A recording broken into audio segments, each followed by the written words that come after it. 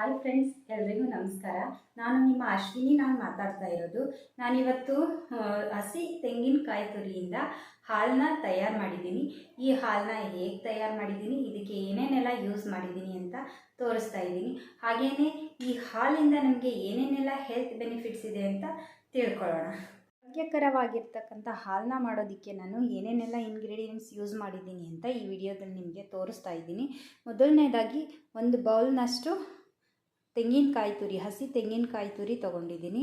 ಮತ್ತು ಕೆಂಪು ಕಲ್ಸಕ್ಕರೆ ತೊಗೊಂಡಿದ್ದೀನಿ, ಏಲಕ್ಕಿ, ಇದು ಕೇಸರಿ, ಮತ್ತು ರಾತ್ರಿ ನೆನೆಸಿಟ್ಟಿರೋ ಬಾದಾಮಿ, ಒಂದು 8 ಬಾದಾಮಿ ತೊಗೊಂಡಿದ್ದೀನಿ. ಈ ಎಲ್ಲವನ್ನು ಯಾವ ಪ್ರಮಾಣದಲ್ಲಿ ಹಾಕಬೇಕು, ಎಷ್ಟು ಹಾಕಬೇಕು, ಯಾವ ಥರ ಹಾಲನ್ನ ರೆಡಿ ಮಾಡ್ಕೋಬೇಕು ಅಂತ ನಾನು ಈ ವಿಡಿಯೋದಲ್ಲಿ ತೋರಿಸ್ತಾ ಇದ್ದೀನಿ. ದಯವಿಟ್ಟು ಯಾರೂ ಕೂಡ ವಿಡಿಯೋನ ಸ್ಕಿಪ್ ಮಾಡಿದಾಗೆ ನೀಟಾಗಿ ನೋಡಿ ಮತ್ತು ಇದನ್ನು ಡೈಲಿ ನಿಮ್ಮ ಮನೆಯಲ್ಲಿ ನೀವು ತಯಾರಿಸ್ಕೊಂಡು ಕುಡೀರಿ.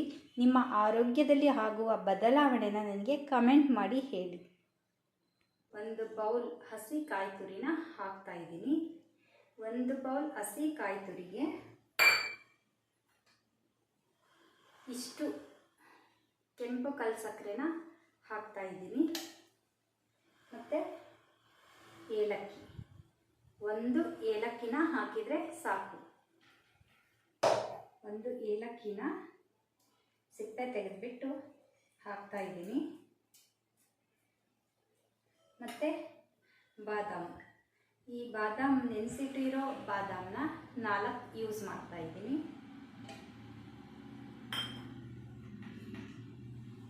ಕೇಸರಿ, ಈ ಕೇಸರಿನ ಎಷ್ಟು ಹಾಕಬೇಕು ಅಂದರೆ ನೋಡಿ, ಒಂದು 2ರಿಂದ 3 ಎಸಳನ್ನು ಹಾಕಿದರೆ ಸಾಕು.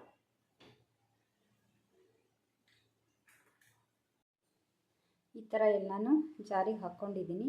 ಈಗ ಇದಕ್ಕೆ 1/4 ಗ್ಲಾಸಷ್ಟು ನೀರನ್ನ ಮಿಕ್ಸ್ ಮಾಡ್ತಾಯಿದ್ದೀನಿ.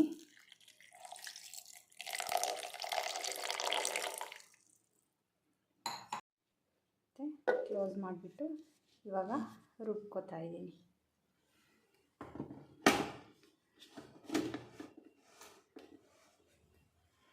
ಈ ತೆಂಗಿನಕಾಯಿ ಹಾಲನ್ನ ನಾವು ಕುಡಿಯೋದ್ರಿಂದ ನಮ್ಮೆಲ್ಲರಿಗೂ ಕೂಡ ರೋಗ ನಿರೋಧಕ ಶಕ್ತಿ ಜಾಸ್ತಿ ಆಗುತ್ತೆ. ಈ ಹಾಲಿನಲ್ಲಿ ಜೀವಸತ್ವಗಳು, ಖನಿಜಗಳು ಮತ್ತು ಆರೋಗ್ಯಕರ ಕೊಬ್ಬುಗಳ ಸಮೃದ್ಧತೆ ಯಥೇಚ್ಛವಾಗಿರುತ್ತೆ. ನೋಡಿ, ಇದು ಇವಾಗ ಈ ಥರ ಫುಲ್ ಸಣ್ಣಗೆ ಆಗಿರಬೇಕು. ಇವಾಗ ಇದನ್ನು ನಾವು ಸೋಸ್ಕೋಬೇಕು. ಯಾವುದರಲ್ಲಿ ಅಂದರೆ, ನಾನು ನೋಡಿ ಈ ಥರ ಒಂದು ಪಾತ್ರೆಗೆ ವೈಟ್ ಬಟ್ಟೆನ ಕಟ್ಟಿ ಇಟ್ಕೊಂಡಿದ್ದೀನಿ. ಇದರಲ್ಲಾದರೆ ನಾವು ನೀಟಾಗಿ ಸೋಸ್ಕೋಬೋದು. ಈ ಹಾಲು ನಮ್ಮ ದೇಹಕ್ಕೆ ಆ್ಯಂಟಿವೈರಲ್, ಆ್ಯಂಟಿ ಫಂಗಲ್, ಆ್ಯಂಟಿ ಬ್ಯಾಕ್ಟೀರಿಯಲ್ ಆಗಿ ಕೆಲಸ ಮಾಡುತ್ತೆ. ಈ ಹಾಲಿನಲ್ಲಿ ಫೈಬರ್, ಕಬ್ಬಿಣ, ರಂಜಕ ಮತ್ತು ಪೊಟ್ಯಾಷಿಯಂ, ಮ್ಯಾಗ್ನೀಷಿಯಂ ಮತ್ತು ಕ್ಯಾಲ್ಶಿಯಂನಂತಹ ಅನೇಕ ಪೋಷಕಾಂಶಗಳಿವೆ. ನಮ್ಮ ದೇಹವನ್ನು ಅನೇಕ ಸೋಂಕುಗಳಿಂದ ಮತ್ತು ಕಾಯಿಲೆಗಳಿಂದ ಇದು ರಕ್ಷಣೆ ಮಾಡುತ್ತೆ.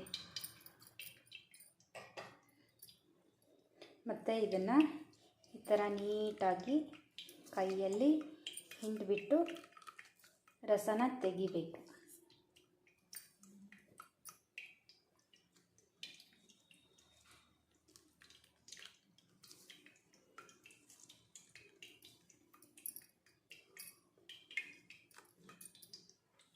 ಈ ಥರ ನೀಟಾಗಿ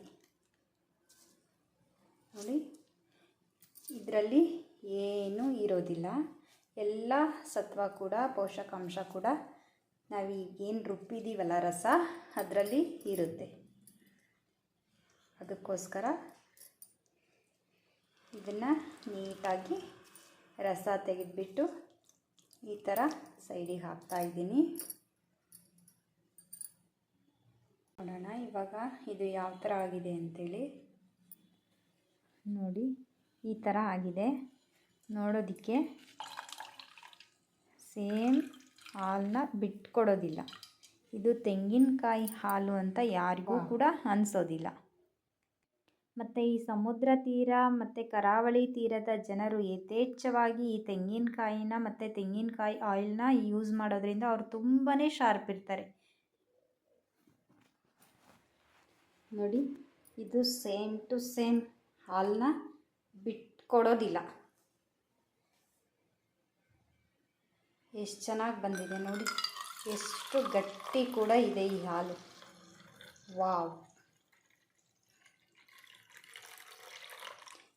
ಖಂಡಿತವಾಗಿಯೂ ಇದು ನಾವು ಮನೆಯಲ್ಲೇ ತಯಾರು ಮಾಡ್ಕೊಂಡಿರೋ ಹಾಲು ಅಂತ ಅನಿಸೋದೇ ಇಲ್ಲ, ಅಷ್ಟು ಚೆನ್ನಾಗಿ ಬಂದಿದೆ. ಈ ಹಾಲನ್ನು ಬಿಸಿನಾದರೂ ಮಾಡ್ಕೋಬೋದು, ಇಲ್ಲ ಹಾಗೇನಾದರೂ ಕುಡಿಬೋದು. ಒಬ್ಬೊಬ್ಬರಿಗೆ ಕೋಲ್ಡ್ ಕುಡಿಯೋದಕ್ಕೆ ಇಷ್ಟ ಆಗೋಲ್ಲ ಅಂದರೆ ಈ ಥರ ಸ್ವಲ್ಪ ಬಿಸಿ ಮಾಡಿಕೊಂಡು ಕುಡಿಬೋದು, ಏನು ತೊಂದರೆ ಇಲ್ಲ.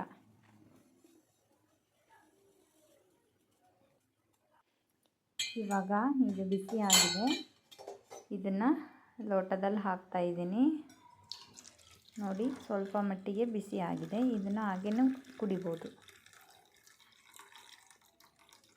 ಇಷ್ಟೊಂದೆಲ್ಲ ಹೆಲ್ತ್ ಬೆನಿಫಿಟ್ಸ್ ಇರೋ ಈ ಹಾಲನ್ನ ನೀವು ಕೂಡ ಮನೇಲಿ ತಯಾರು ಮಾಡ್ಕೊಂಡು ಕುಡೀರಿ ಮತ್ತು ಇದರ ಪ್ರಯೋಜನನ ನೀವು ಪಡ್ಕೊಳ್ಳಿ. ಹಾಗೆಯೇ ನನ್ನ ಎಲ್ಲ ವೀಕ್ಷಕರಿಗೂ ಕೂಡ ತುಂಬ ಹೃದಯದ ಧನ್ಯವಾದಗಳು. ಈ ವಿಡಿಯೋ ನಿಮಗೆ ಇಷ್ಟ ಆದರೆ ಲೈಕ್ ಮಾಡಿ, ಶೇರ್ ಮಾಡಿ, ಸಬ್ಸ್ಕ್ರೈಬ್ ಮಾಡಿ. ಹಾಗೆ ನಿಮ್ಮ ಅಭಿಪ್ರಾಯನ ಕಮೆಂಟ್ ಮಾಡಿ. Thank you.